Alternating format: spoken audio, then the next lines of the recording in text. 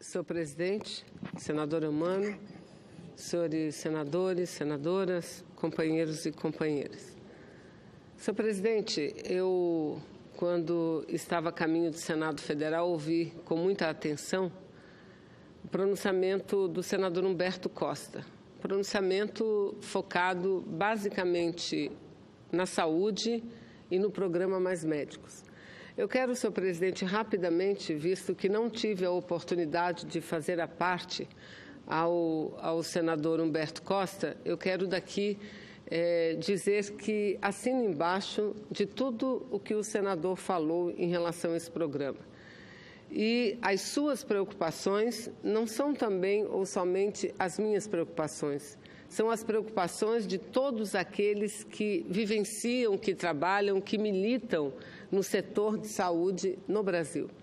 Primeiro, semana passada, e ele aqui relatou, o Supremo Tribunal Federal julgou uma ação de inconstitucionalidade que foi impetrada pela Associação Médica Brasileira. Lamentável que uma Associação Médica Brasileira tenha feito isso em relação a um programa de saúde tão importante e que foca principalmente nas necessidades da população brasileira, sobretudo daquelas que vivem nos rincões, naquelas que vivem nos lugares mais distantes e isolados do nosso país, como é o caso de muitas localidades na Amazônia brasileira.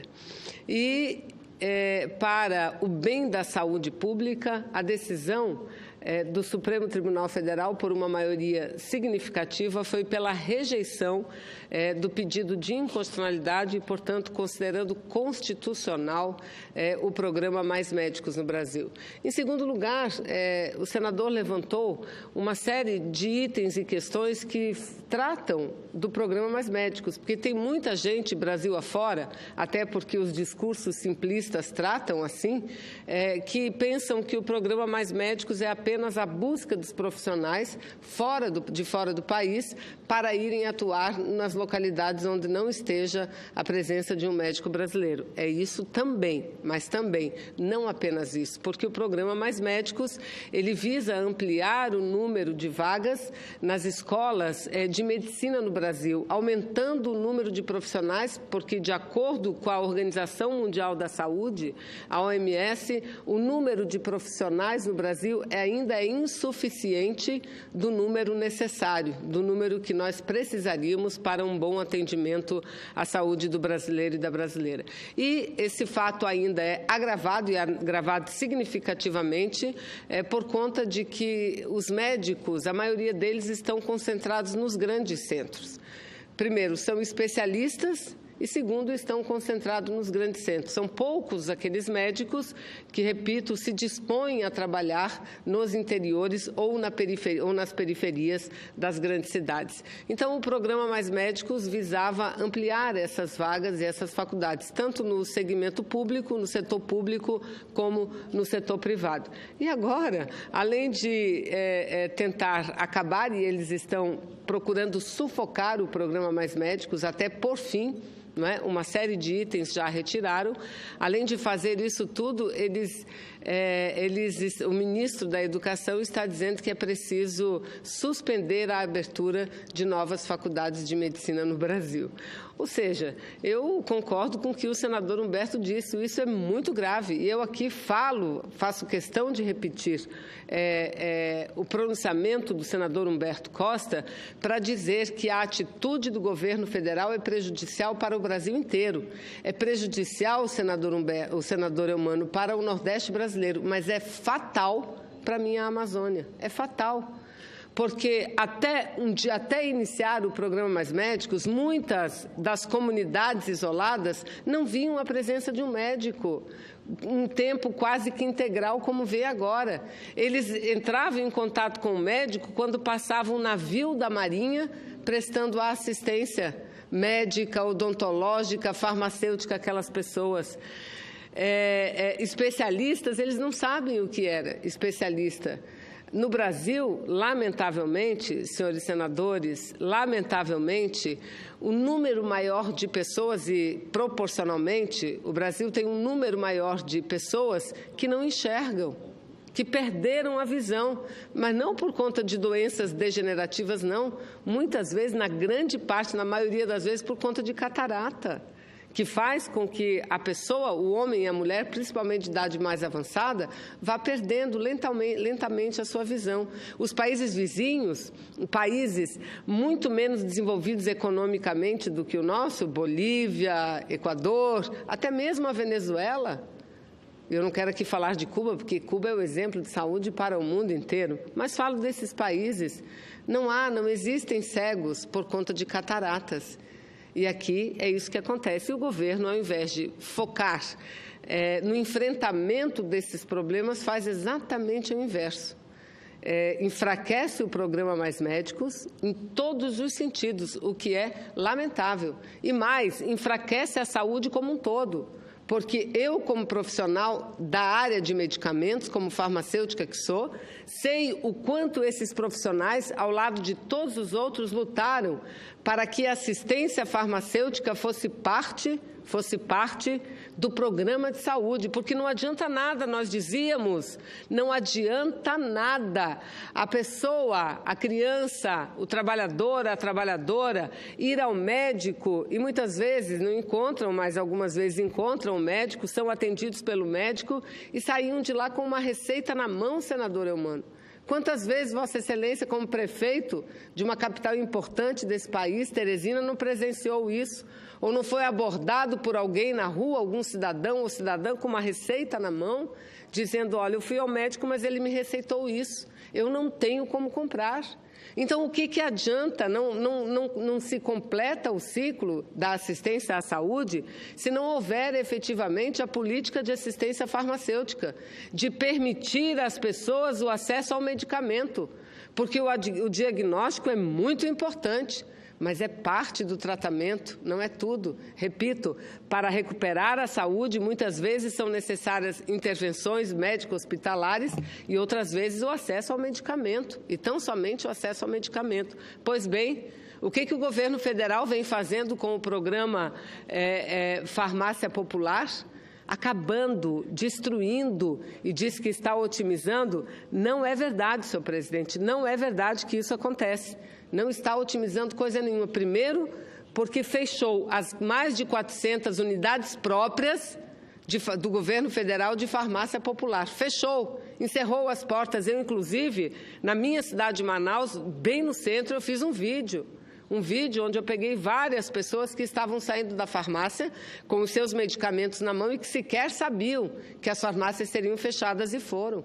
E agora eles atentam diretamente contra a outra parte do programa, que é, aqui tem farmácia popular, o convênio entre o governo federal e várias farmácias privadas do Brasil que distribuem medicamentos. Ou seja, eles devagarinho, onde eles querem chegar é exatamente onde o Brasil estava no passado, onde não existia nenhuma política, nenhum programa governamental de assistência farmacêutica.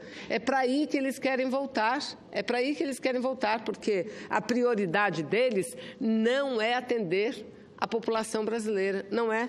Eu acabo de receber aqui uma matéria que foi agora, hoje dia 4, publicada hoje no jornal Estadão. País tem 904 mil na fila por cirurgia eletiva no SUS. A espera chega a 12 anos. 12 anos. E o governo acha que tem médico demais.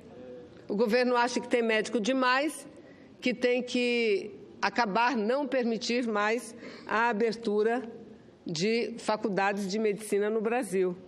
E o discurso é o mesmo, qualidade, qualidade, qualidade.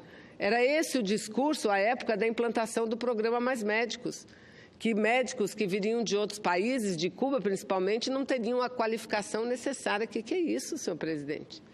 O que é isso? Está aí, eu, por exemplo, que ando bastante no interior do meu estado do Amazonas, eu pouco me encontro com, eu sempre pergunto, onde estão os médicos? Cadê os médicos que vieram de Cuba? Pouco eu me encontro com eles, sabe por quê? Porque eles estão nas comunidades atendendo. Nem na sede dos municípios quase eles ficam. A maioria fica direto nas comunidades atendendo os ribeirinhos, atendendo essas pessoas. E está aqui, o governo fecha o programa de farmácia popular, acaba, e acaba lentamente, e lentamente também vai acabando com o programa Mais Médicos. Mas, senhor presidente, eu quero também, da mesma forma, fazer alguns comentários a respeito das notícias que aconteceram nessa última semana, sobretudo no final de semana. Uma delas foi a divulgação do PIB do último trimestre. Porque havia, e isso foi amplamente noticiado pelo governo, que o crescimento do PIB seria de, no mínimo, 0,3%. No mínimo. E aí todos os telejornais dizendo que a economia está se recuperando, está tudo uma maravilha, os empregos estão retornando. Nós torcemos muito para que isso aconteça, senhor presidente. Aliás, quem impediu com que isso acontecesse antes foram exatamente aqueles que estão no poder hoje. E impediram por quê? Porque elevaram o termômetro, a temperatura da crise ao máximo para poder angariar o apoio no parlamento e na própria sociedade para assumir o poder no lugar de quem foi eleito. E aí eu me refiro à presidenta Dilma. Então anunciaram, não, porque está uma maravilha, a economia está crescendo. Pois bem, 0,1% foi o resultado do PIB. 0,1%. E com queda em setores significativos, em setores importantes, senhor presidente. Não significa ainda a retomada necessária. Agora, pior do que isso, ou somado a isso, a situação ainda piora, quando os jornais mostram que a maioria das vagas, e também isso está no jornal, e também essa notícia está no jornal da última sexta-feira, dia 1º de dezembro, inclusive matéria de capa de quase todos os jornais, que a maioria das vagas de trabalho criadas foram vagas sem carteira de trabalho assinada. Vagas informais, senhor presidente. Começa assim. O desemprego continua a sua trajetória de queda no trimestre, encerrado em outubro, mas as vagas criadas estão concentradas em postos sem carteira de trabalho assinada, o que, segundo o IBGE, contribui para a precarização do mercado de trabalho do país. É isso que nós estamos dizendo. Isso tudo já é uma animação com a reforma trabalhista, e a tendência é piorar ainda mais. A tendência é a grande maioria dos trabalhadores, mesmo aqueles que hoje estão contratados com carteira de trabalho assinada, deixarem de ser. Ou porque serão recontratados como autônomos, como trabalhadores autônomos, e a lei é tão ampla que permite que isso aconteça em todos os setores, ou serão contratados por contrato intermitente, o que significa dizer, trabalharão por hora, ganharão por hora e sequer o direito ao salário mínimo terão. Semana passada, grande parte dos discursos abordaram esse fato daqui, mesmo porque grandes meios de comunicação divulgaram algumas matérias mostrando que muitos trabalhadores têm que pagar para trabalhar. Pagar para trabalhar, é isso que eu estou dizendo.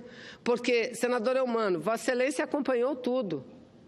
Vossa Excelência sabe que essa reforma trabalhista só foi aprovada aqui no Senado porque Temer e a sua base de apoio aqui assinaram uma carta compromisso de que ele deveria editar uma medida provisória e promover vetos para tirar as barbaridades contidas na reforma. Pois bem, mais uma vez, Temer mentiu perante o Senado e perante a nação brasileira. Por isso que a cada nova pesquisa mostra o elevado nível de rejeição que tem esse presidente da República ilegítimo. Ele prometeu isso e não cumpriu. Primeiro, porque não promoveu nenhum veto. Segundo, porque a medida provisória que ele editou piorou ainda a situação. E eu tenho dado vários exemplos aqui, volto a repetir um dos exemplos. Os senhores e as senhoras senadoras escreveram um acordo com ele, e depois ele concordou com aquele acordo, que era necessário deixar mais clara a situação do trabalhador intermitente quanto à previdência social. Pois bem, a medida provisória editada, ele deixou claríssima a situação. E qual foi? Qual foi? A regra estipulada através da medida provisória, seguinte: se ao final do mês, computadas as horas trabalhadas, não chega ao valor de um salário mínimo, e, portanto, o trabalhador ganha um salário mínimo, não tem problema nenhum, porque legalizaram, acabaram indiretamente com o texto constitucional que diz que ninguém pode trabalhar sem receber sequer um salário mínimo no Brasil, acabaram com isso. Mas, quanto à Previdência, disseram o seguinte, que esse trabalhador, cujo ganho não somou o valor do salário mínimo e, portanto, o empregador não contribuiu para a Previdência de acordo com o percentual exigido e o valor do salário mínimo, que deverá ser ele, o empregado, o trabalhador, o pobre, a pobre coitada, que deverão pagar a diferença. Vejam quanta maldade estão fazendo para a nossa gente, para o nosso povo, para aqueles que estão lá na construção civil perdendo os empregos.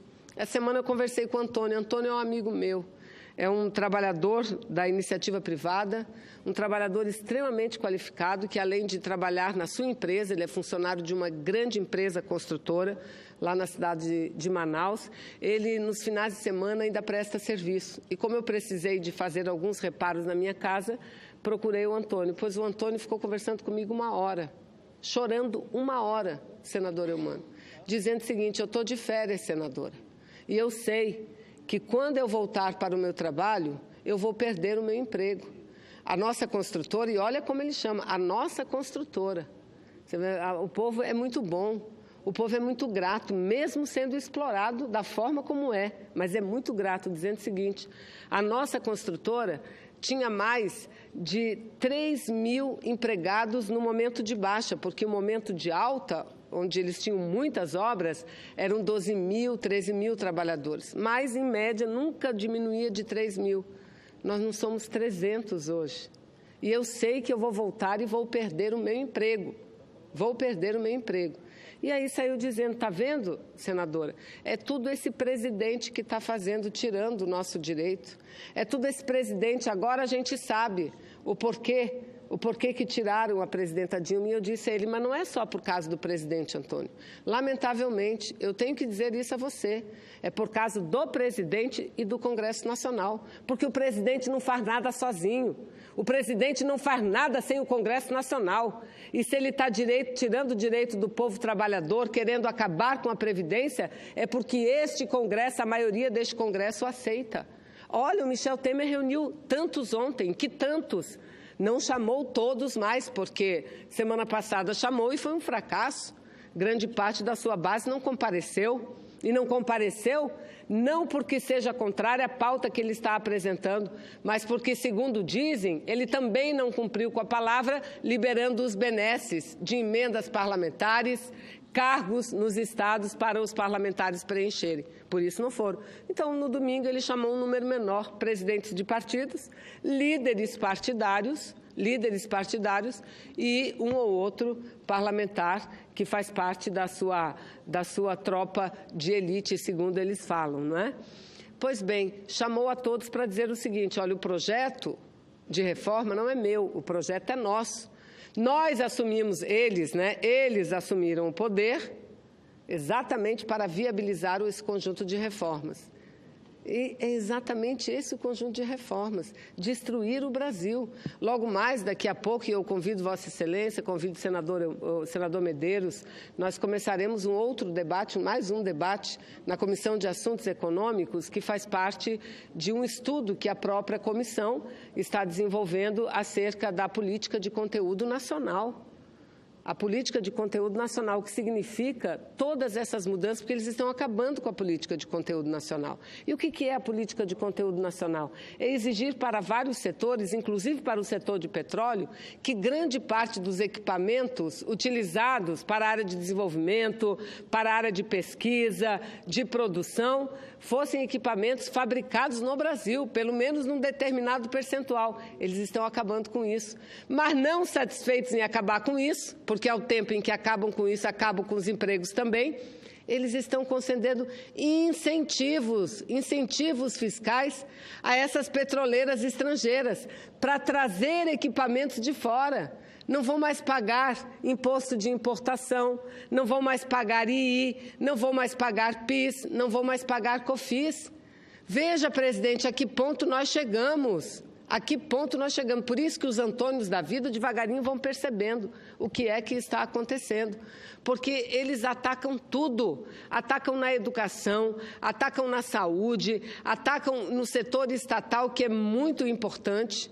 Não é? Eu estou aqui falando do petróleo e nós vamos debater daqui a pouco a política do conteúdo nacional, mas posso falar também sobre a privatização da Eletrobras, que significa acabar também, jogar uma pá de cal em todos os programas sociais da área de energia, o Luz para Todos, porque qual é a empresa privada que vai querer manter um programa como esse? Qual é a empresa privada que vai querer distribuir energia elétrica lá nos municípios do meio interior do estado do Amazonas? Para ganhar Manaus, vai ser uma guerra, uma cidade de 2 milhões de habitantes, que tem um parque industrial com mais de 600 indústrias aproximadamente instaladas. Então, todas as privadas vão querer. Mas quando chegar o pacote lá de Apuí, Tabatinga, São Paulo de Olivença, Erunepé, Codajás, Parintins, qual é a empresa privada que vai querer? Nenhuma, porque não há lucro, E aí chamarão o Estado brasileiro para dar conta de gerar energia. Então, é isso tudo que nós estamos vivendo,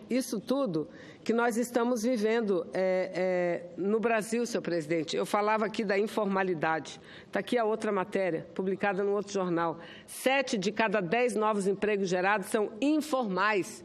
O que significa emprego informal? Esse que é a falência futura da Previdência. Essa não é o déficit que existe, porque não há déficit na Previdência. Está aí o senador Paim, está aí o relatório, não há déficit. O governo mesmo agora pensa em retirar a Previdência Social da DRU. O que é a DRU? Desvinculação das receitas da União. Ou seja, receitas que são arrecadadas para a Previdência, 30% de cara eles tiram. 30%. Eles tiram. Se hoje nós temos um déficit maior da Previdência, não é por conta dos equívocos que há nela. Até tem uma outra coisa que pode ser corrigida, nós não somos pessoas estáticas. Nós achamos que a mudança tem que vir, aliás, a dialética nos ensina isso, que a mudança é sempre bem-vinda, mas a mudança tem que ser boa. Não pode ser mudança para retroagir.